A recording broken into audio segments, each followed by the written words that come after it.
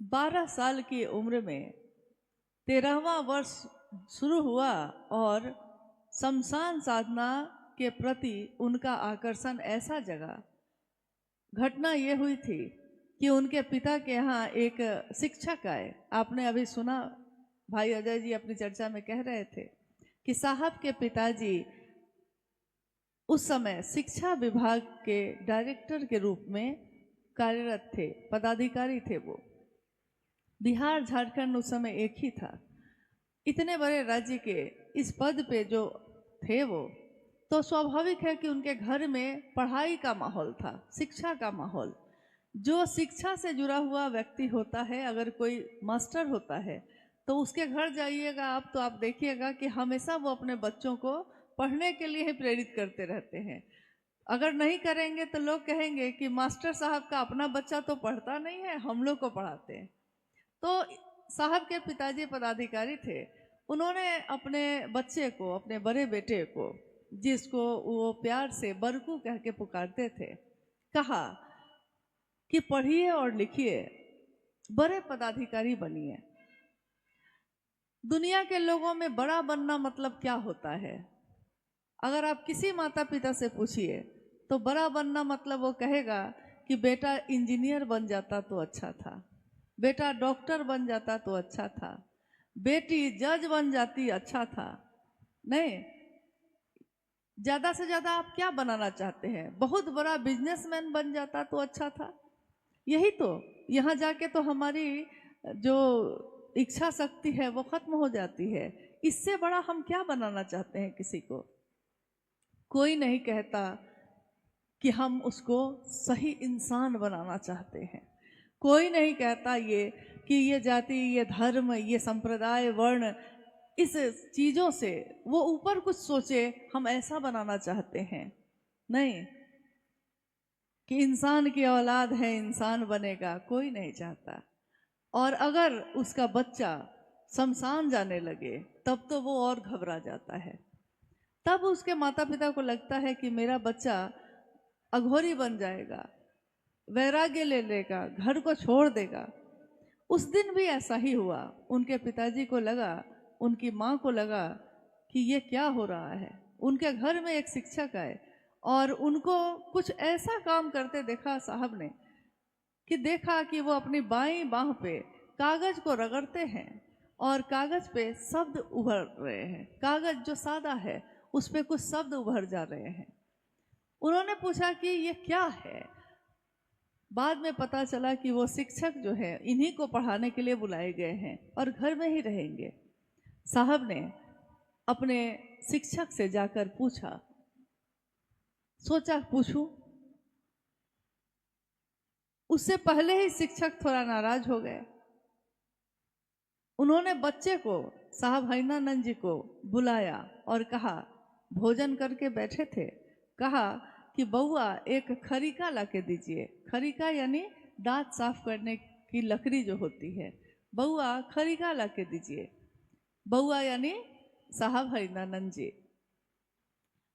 इनको लगा कि हमसे खरीका मांगता है, हम क्यों दें? लेकिन क्योंकि वो मास्टर थे, पिताजी को पता चलेगा, तो उन्होंने क्या किया कि आंगन में जो झाड़ू रखा हुआ था नारियल का, नारियल के झाड़ू का तिनका तोड़ा। मन में बदमाशी, चिढ़, ये पढ़ाएंगे हमको। तो नारियल के झाड़ू के टुकड़े को तोड़ा और जाकर मास्टर साहब के हाथ में थमा दिया। मास्टर साहब ने जैसे ही देखा वो समझ गए कि ये नीम का खरीका नहीं है, ये तो झाड़ू का खरीका है।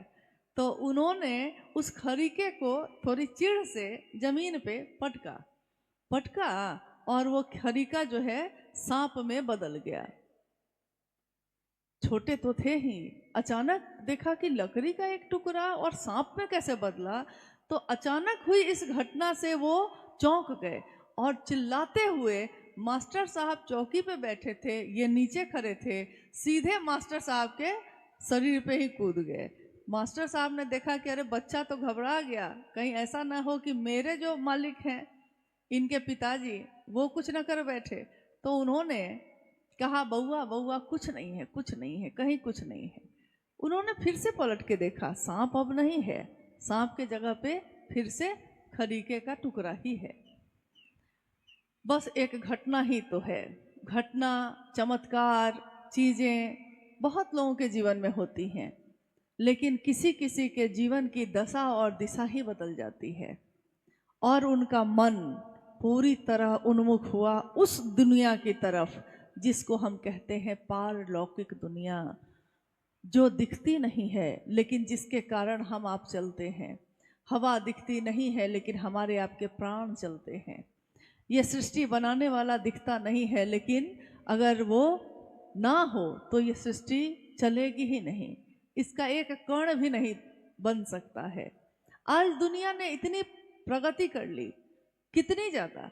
अंबाला की इस धरती को, अंबाला जिले को आप जानते होंगे कि विज्ञान की धरती भी कहा जाता है, वैज्ञानिक जिला कहा जाता है इसको। कारण क्योंकि वैज्ञानिक जितने उपकरण हैं उसका बहुत बड़ा केंद्र है ये, जहाँ ये बनता है।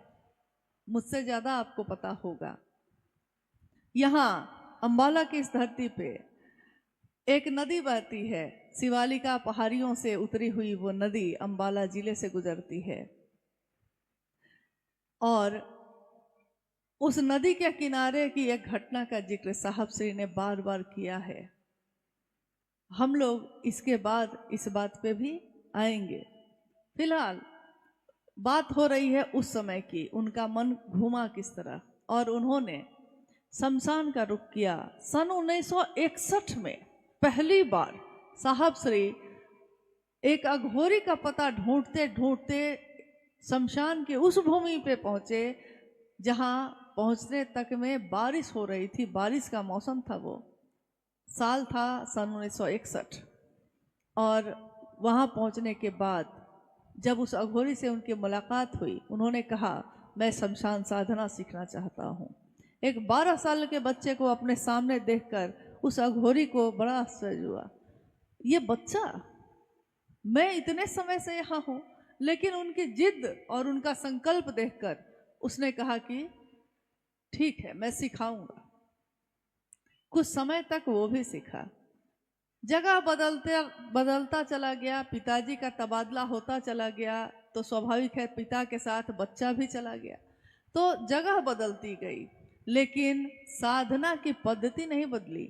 जगह बदलती चली गई। बहुत सारे जगहों पे उस समय साहब का जाना हुआ। जब उनके पिताजी का तबादला हुआ, सहरसा, जमुई, सारे जगहों पे उस समय वो गए और वहाँ के शमशान स्थलों को ढूंढ ढूंढ कर वहाँ तपस्या अपनी करती रहे, साधना अपनी करते रहे, कभी कब्रिस्तान में, कभी शमशान में। इस बीच में कुछ ऐसे गुरु भी मिले जिन्होंने कहा कि कुल कुंडलनी जगाने से भी ईश्वर से मुलाकात हो सकती है और चमत्कार भी सीख सकते हैं आप। जो चाहिएगा सो होइएगा। सारी कुंडलनी अगर जग जाए तो वो व्यक्ति साक्षात शिव ही माना जाता है, क्योंकि सहस्रार पे शिव बैठे हैं और शिव से वो मिल पाता है। ये सुनकर उन्होंने इस साधना को भी किया। दुनिया में जितनी तपस्या, साधना या तरीके हो सकते हैं, बारी बारी से सबको आजमा लिया। कहीं ये तरफ कम नहीं हुई, कहीं ये प्यास नहीं मिटी, और हर जगह जो सोच कर गए थे वो बात मिली भी नहीं। गुरु के रूप में आज भी कितने ऐसे हैं। गुरु और शिष्य परंपरा में कुछ अच्छे गुरु भी हैं, कोई सही गुरु भी है, लेकिन आज भी हम देखते हैं तो गुरु मतलब कि बस उसको चढ़ावा चाहिए। गुरु मतलब बस दरबार लगा है। गुरु मतलब वो खुद से ही जोड़ के बैठे हैं। कोई ईश्वर से जुड़ने की बात नहीं कर रहा। कोई ये नहीं कह रहा कि मैं रहूं ना रहूं, मुझको नहीं पकड़ना, महादेव को पकड़ना। ऐसा गुरुओं का अभाव है, सही गुरुओं का अभाव है। ये देखकर साहब श्री ने एक दिन, जब वो अब पटना आ चुके थे और उससे पहले सन 1972 में उनका विवाह राजमणि नीलम आनंद जी के साथ मनातूगढ़ में हो चुका था। सन 1972 में साहब हरिंद्रानंद जी उस समय कानून की पढ़ाई कर रहे थे पटना लॉ कॉलेज में। सन 1972 में 22 मई, जो अभी आने ही वाला है, इसी महीने में यही महीना है वो।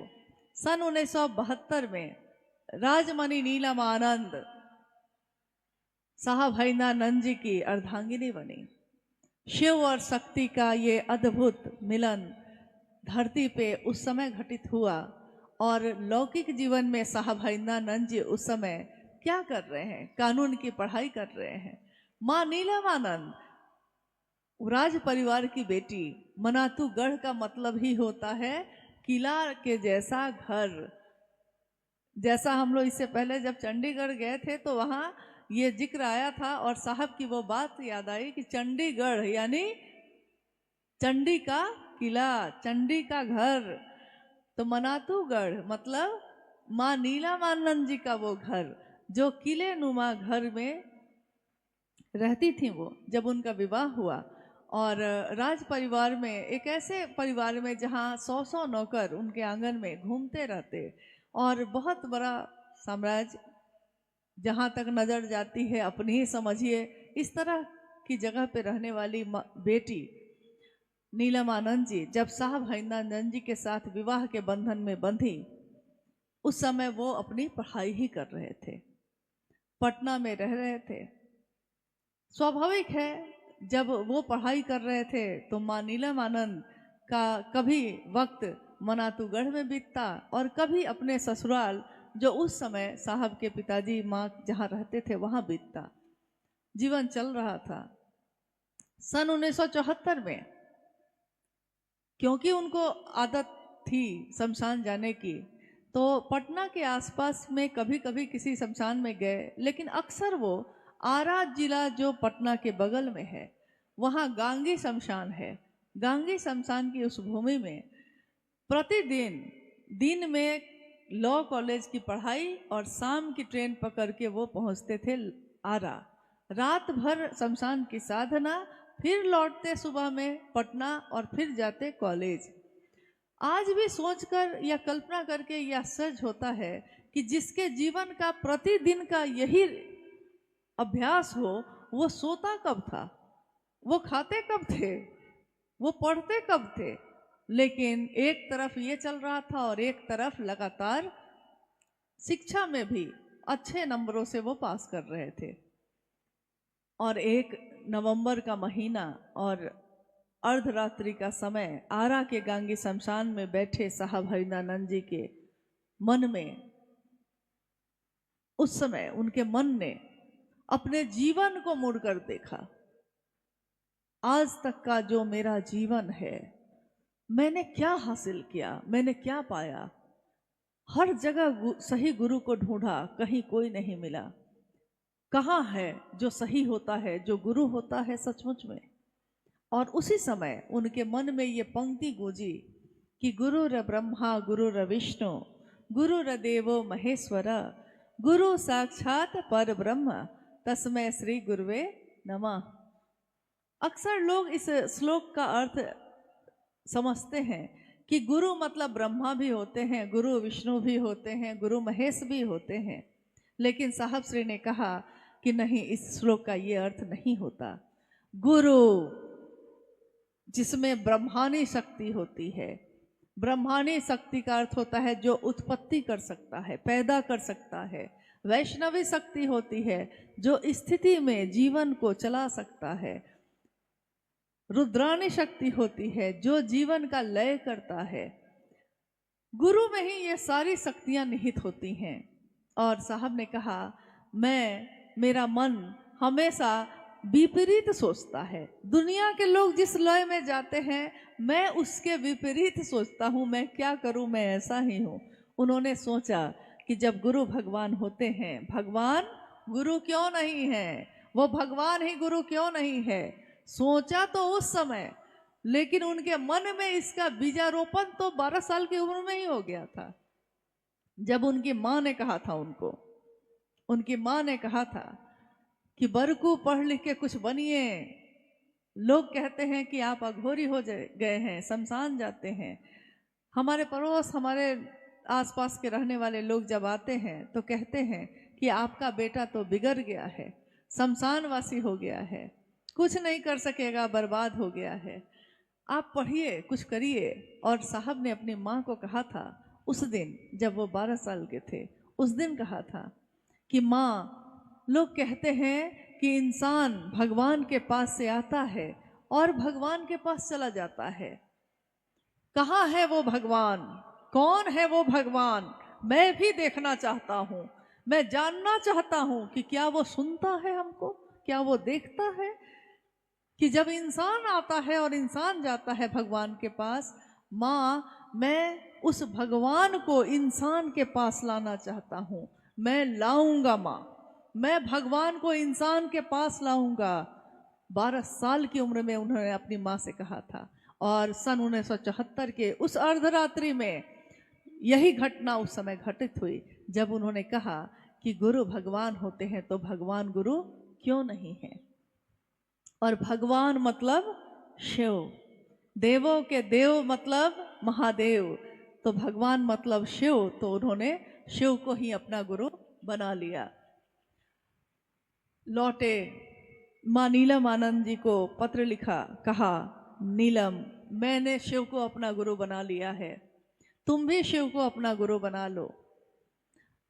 अद्भुत सी बात है कि बहुत मिलती जुलती बात है कि जब हम आदि गुरु शिव की बात करते हैं तो आदि गुरु शिव, तो आदि शिष्या भी होगी कोई। जब कोई गुरु होगा तो पहला शिष्य कोई तो होगा। तो देखिए वहां भी क्या चला आ रहा है कि आदि गुरु शिव की प्रथम शिष्या माँ भवानी ही है, स्वयं उनकी शक्ति। यहाँ धरती पे इस कालखंड में देखिए क्या हुआ। घटनाएं तो घटी, लेकिन हुआ क्या? जिस दिन शिव के शिष्य साहब हरिनानंद जी ने शिव को अपना गुरु बनाया और उन्होंने सबसे पहले ये बात माँ नीलमानंद जी को पत्र लिख के कहा कि मैंने शिव को गुरु बनाया है, तुम भी बना लो। और एक तरफ शिव के शिष्य साहब हरिनानंद जी और एक तरफ शिव शिष्या नीलमानंद जी। सिलसिला बढ़ता चला गया है। घटनाएं इतनी हैं कि एक कार्यक्रम में नहीं कहा जा सकता। अपने मन को खोजी बनाइए, पता कीजिए उसके बारे में जिसने हमारे आपके जीवन में शिव का दान किया है, साहब हरिनानंद जी, माँ नीलमानंद जी के बारे में। साहब हरिनानंद जी का जीवन आगे बढ़ा और कुछ ही दिनों में, कुछ ही महीनों में बीपीएससी की परीक्षा उत्तीर्ण कर वो बिहार प्रशासनिक पदाधिकारी बने। डिप्टी कलेक्टर के रूप में उनकी नियुक्ति हुई, पहले पाटन में बीडीओ के रूप में, फिर जब मधेपुरा वो गए तो वहाँ के मजिस्ट्रेट के रूप में उनकी नियुक्ति हुई। तब तक उनके जीवन में इतनी घटनाएं, इतने चमत्कार, इतनी चीजें घटित हो चुकी थी कि लोगों को ये दिखाई दे रहा था कि क्या हो रहा है। पूजा घर में जो प्रसाद चढ़ते वो देखा जाता कि वो गायब हो गए हैं। बेलपत्र की बारिश होने लगती, लोग अचंभे में आ जाते, ये क्या हो रहा है, आखिर इनके घर में ऐसा क्या हो रहा है। स्वाभाविक है, जब कुछ अलौकिक किसी के घर में घटने लगे तो दुनिया में उसका प्रचार हो जाता है, अच्छी घटना का भी, बुरी घटना का भी। दोनों घटनाओं के बारे में लोग एक दूसरे से कहते कहते इसका प्रचार प्रसार कर ही देते हैं। तो लोगों को पता चल गया कि यहाँ जो मजिस्ट्रेट साहब आए हैं मधेपुरा में, ये महातांत्रिक हैं। आम जनता अब बात कर रही है, ये कौन है? अभी वो शिव के शिष्य के रूप में नहीं पहचाने जा रहे हैं। अभी उनके घर में घटने वाली घटनाओं के कारण, चमत्कारों के कारण लोग उनके बारे में बात कर रहे हैं कि ये जो मजिस्ट्रेट साहब आए हैं ये महातांत्रिक हैं। यहाँ तक कि अगर उनके घर के सामने से गुजरिएगा तो वो आदमी से भेड़ बना देते हैं। यहाँ तक बात फैल गई। शायद आपने कभी सुना होगा, हम लोग के एक पुराने गुरु भाई देवाशीष जी, जो अब शरीर में नहीं है, वो पहली बार जब मधेपुरा में गए थे साहब से मिलने, सुना है आपने क्या हुआ था? घटना तो लंबी है, उतना तो अभी नहीं कहा जा सकता, लेकिन हुआ ये कि स्टेशन पे उतरने के बाद उन्होंने जब कहा रिक्शे वाले से कि रिक्शा वाला भाई जरा हमको एक जगह चलना है, पहुंचा दीजिए, तो उसने पूछा कि कहाँ जाना है, तो कहा कि कोई हरिंद्रानंद जी हैं, मजिस्ट्रेट साहब हैं यहाँ के। रिक्शा वाला जो चढ़ के बैठा था तुरंत रिक्शे से नीचे उतर गया और उसने कहा हम नहीं जाएंगे, आदमी से भेड़ बनना है हमको जो उनके यहाँ जाएंगे। सोचिए क्या समझा लोगों ने, क्या समझ सका कि कौन है ये? नहीं समझ सका। दुनिया चीजों को दूर से जब देखती है तो उसको लगता है महादेव भी ऐसे ही होंगे। डरता है कोई, भयभीत होता है, प्रेम भी करता है, भय भी करता है। साहब के जीवन में इसी तरह बातें हो तो रही। और कुछ लोग ऐसे हुए जिनको उन्होंने कहा महादेव को गुरु बनाओ। लोगों ने महादेव को गुरु बनाया। उनके घर में शिव की चर्चा सन 1982 से शुरू हो गई। अब वो चर्चा फिर वही तरीका फिर शुरू हुआ। महादेव की चर्चा शुरू की है साहब ने। 5 आदमी, 10 आदमी, 15 आदमी, ज्यादा से ज्यादा हैं उस समय। इतने लोग भी नहीं जो हम लोग हैं, 5, 10, 15 लोग। लेकिन शिव की चर्चा शुरू हुई है। शिव की चर्चा, शिव की बात। लेकिन अगर इस बात में हम अपने मन को केंद्रित कर लेते हैं, मेरा मन उन्मुख हो जाए उस तरफ, तो हम अपनी स्थिति का, समय का, सबका भान खो बैठते हैं। उस दिन भी ऐसा ही होता था। उस समय साहब की चर्चा शुरू होती और वो बोले जा रहे हैं महादेव के विभिन्न स्वरूपों के बारे में, जगत गुरु शिव की मोहक छवि के बारे में साहब हरिंद्रानंद जी बोल रहे हैं। लोग उनके सामने बैठकर सुन रहे हैं। कब रात गुजरती चली गई पता ही नहीं चला और कब सुबह हो गई है ये भी पता नहीं है। जब थोड़ा विराम लिया है तो साहब ने कहा कि नीलम चाय बना दो। माँ ने कहा पहले मुंह तो धो लीजिए, सुबह हो गई। कैसे समय बीतता है। क्योंकि साहब ने कहा कि कभी ये अभ्यास तो लोगों के लिए था। शादी हुई थी, रात भर पत्नी से इतनी बात की कि रात कब बीत गई पता नहीं चला। जिससे प्रेम होता है, जो प्रिय होता है, उसके साथ अगर बैठते हैं हम लोग तो कब समय गुजर गया पता भी नहीं चलता है। लेकिन जो हृदय को प्रिय नहीं होता उसके साथ तो 1 मिनट गुजारना भी पहाड़ जैसा लगता है।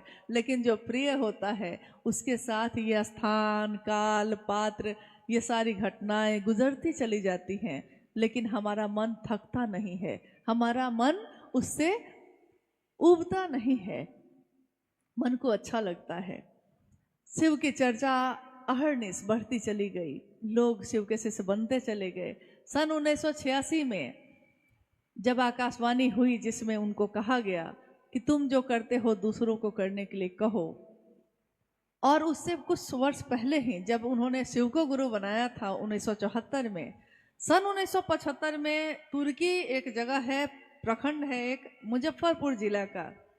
जैसे ये जो गुरु भाई अभी आए थे, आरा के थे, तो उन्होंने कहा कि मेरा सौभाग्य है कि मैं उस धरती से आता हूँ। सही में ये भी बात है, मन गौरवान्वित होता है उस जगह से जोड़कर अपने आप को कि कभी मेरे साहब, ठीक है मैं उस समय नहीं था, लेकिन मेरे साहब उस जगह पे बैठकर शिव को अपना गुरु बनाए थे। ये सोच के ही मन प्रफुल्लित होता है। मेरा भी स्थान जो है मुजफ्फरपुर जिले का है, तो मुजफ्फरपुर से मेरा जुड़ाव मेरे मन को भी गौरवान्वित करता है कि मेरे साहब, जब मुझको दूर दूर तक खबर भी नहीं थी, मेरा तो जन्म तक नहीं हुआ था उस समय, सन 1975 में साहब श्री ने तुर्की के शिक्षक लोगों की जो ट्रेनिंग चलती है, टीचर ट्रेनिंग कॉलेज, उसके अहाते में आम के पेड़ के नीचे बैठे, शाम की बेला है, शांत है सब कुछ, उनकी माँ आंगन में है। अभी भी बहुत सारे गुरु भाई गुरु बहन इन सभी स्थलों पे जाते हैं और देखते हैं कहाँ हुई थी ये घटना, ढूंढते हैं उस चीज को। तो वहाँ वो बैठे हैं, पान खाने की आदत हो गई थी, शादी हुई थी जहाँ, वहाँ के लोगों को पान खाने की आदत थी मनातू में। धीरे धीरे साहब को भी पान खाने का अभ्यास हो गया। तो तुर्की के चौक पे वो पान खाने गए, लौटे, कुर्सी खींचकर बैठे हैं। कहा उन्होंने कि कहीं कुछ भी नहीं था और हवा चल रही है, हवा के झोंके के साथ मेरे मन ने सुना, मेरे कानों ने नहीं, कान सुनते हैं, मेरे मन ने सुना, हवा के झोंके के साथ नमः मेरे सांसों से उतरा है, चढ़ा है सांसों पे और सिवाय उतर गया है। हवा के झोंके के साथ नमः मेरी सांसों पे चढ़ा है और सिवाय उतर गया है, कहीं कुछ भी नहीं है। अचानक हुई इस अलौकिक घटना ने मुझको स्तब्ध कर दिया। साहब श्री कह रहे हैं, स्तब्ध कर दिया, मैं मूक हो गया, ये क्या हुआ है। और जब घबरा कर अकबका कर खड़ा हुआ, हाथ से चाबी छूट कर गिर गई। लेकिन उस तरफ मेरा ध्यान नहीं है, मेरा ध्यान तो इस पे है कि हुआ क्या अभी। और जो घटना हुई थी अभी अभी, उसने मेरे मुख से कहवाया। मैंने कहा, बोल उठा मैं, अरे रे रे रे रे रे रे एकरे तक खोजत रहनी। उन्होंने कहा कि जब आदमी के जीवन में, जहाँ उसका जन्म होता है, जहाँ की उसकी बोली होती है, आदमी के जीवन में कुछ अचानक कुछ सुखद हो या अचानक कुछ दुखद हो, अचानक अगर तीव्र एहसास किसी चीज का होता है तो वो अपनी असली जबान पे आ जाता है, अपनी असली भाषा पे आ जाता है। जैसे एक व्यक्ति इंग्लैंड गया, रहने वाला था यहाँ का, इंग्लैंड गया, देखा कि सब अंग्रेजी में बात कर रहे हैं, तो वो धीरे धीरे अंग्रेजी में बात करने लगा। इतना बात करने लगा अंग्रेजी में कि वो भूल गया, अपनी भाषा को भी भूल गया। साहब ने कहा कि मेरे जिला का एक आदमी था जो ऐसे गया तो इतना अंग्रेजी बोला कि भाषा ही भूल गया। एक दिन उतर रहा था सीढ़ी से और ऊपर से ही पैर फिसल गया। अंग्रेजों के साथ रहते रहते पूरा अंग्रेज हो गया था, सूट वूट कोट पैंट और भाषा अंग्रेजी पूरी, अमेरिकन इंग्लैंड वाली, तो पूरी तरह अंग्रेज था। लेकिन उस दिन जब सीढ़ी पर से फिसला और गिरा जोर से नीचे, तो बोला कि माई गे माई इतना जोर से बोला कि सारे अंग्रेज देखने लगे कि ये कौन सी भाषा है जो इसने अभी बोली है। साहब ने कहा यही उसकी असली भाषा है जो उसने अभी बोली है। तो उस दिन भी उन्होंने कहा कि मेरा जो जीवन था चल रहा था, लेकिन उस जीवन में जब ये घटना हुई है तो मेरे मुंह से, मेरी जो भाषा है भोजपुरी, तो मेरे मुंह से वही निकला। मैंने कहा, अरे रे रे रे रे एकरे तक खोजत रहनी। माँ ने अंदर से पूछा, बउआ का भुलाइल रहे जब मिल गई। साहब ने कहा, चाबी भुलाइल रहे मिल गई। उन्होंने कहा, चाबी कमरे की नहीं भूली थी मेरी, वो अध्यात्म के रास्ते पे मैं जाऊंगा कैसे। उस रास्ते पे तो ताले लगे हुए थे, कहीं कोई चाबी देने वाला नहीं था, कोई बताने वाला नहीं था उस रास्ते पे। किसी ने नहीं कहा कि तुम खुद जा सकते हो उस ईश्वर के तरफ। सबने तो यही कहा था कि मैं तुमको बताऊंगा। कोई पूजा बता रहा था, कोई साधना बता रहा था, कोई मंत्रों का जप बता रहा था, लेकिन सब में यही कह रहा था कि मैं। किसी ने नहीं कहा कि वो शिव साहब को जो मिलना था उस समय मिल गया। उन्होंने अपने गुरु से यही कहा था कि साविधि मुझको चाहिए, आप जो देंगे वही करूँगा। विधि के साथ सांस पे चढ़ा और सांस पे उतर गया, विधि के साथ हुआ ये। और 1986 में उधर आकाशवाणी हुई। सिंहेश्वर मंदिर जो मधेपुरा में है, वहाँ प्रसाद चढ़ाने की घटना हुई, जिसमें जब वो पदाधिकारी थे, उनके साथी पदाधिकारियों ने पहले तो उनको चिढ़ाना शुरू किया हर बात पे। जैसे ही वो अपने कार्यालय में जाते थे, लोग कहते थे, पदाधिकारी लोग कहते थे, क्या हरिंद्रानंद जी, महादेव का क्या हाल है। इनको बड़ा बुरा लगता था, दुख होता था कि लोग महादेव का मजाक क्यों उड़ाते हैं, मेरा उड़ाते हैं, महादेव का नाम लेकर मजाक क्यों उड़ाते हैं। साहब ने कहा कि मैंने अपने गुरु महादेव से ये मन ही मन कहा, लोग मेरा मजाक उड़ाते हैं, कहते हैं क्या हरिंद्रानंद जी, महादेव का क्या हाल है। आवाज आई, ये कम है कि कोई तुमसे मेरा हाल पूछता है, तुमसे मेरा हाल पूछता है। किससे पूछा जाता है हाल? जो नजदीक होता है उसी से ना कोई हाल पूछता है। साहब के मन को आराम मिला। उसके बाद उन्होंने इस बात की चिंता ही छोड़ दी। कहा कि चाहे वो आपको चिढ़ाने के लिए ही सही, हो सकता है आप पे व्यंग करने के लिए ही सही, लेकिन नाम तो उसने महादेव का ही लिया है। गुलाब की पंखुड़ियों को मसलिए तब भी खुशबू ही देता है, काट के फेंक दीजिए तब भी खुशबू ही देता है, सजा लीजिए अपने घर में तब भी खुशबू देता है, डालियों पे खिला होता है तब भी खुशबू ही देता है। महादेव का नाम कोई गलती से भी लेता है, परिणाम तो सुखद ही होते हैं, परिणाम हमेशा अच्छे होते हैं। इसलिए इस बात की चिंता साहब ने कहा कि कभी मत करिएगा कि लोग मजाक उड़ाते हैं। मजाक उड़ाने की बात तो है तो कुछ तो लोग कहेंगे, लोगों का काम है कहना, छोड़ो बेकार की बातों को, कहीं बीत न जाए रहना। कुछ तो लोग कहते ही हैं, अच्छा पहनिए तो कहते हैं, अच्छा जीवन जीना सीख लीजिए तब कहते हैं।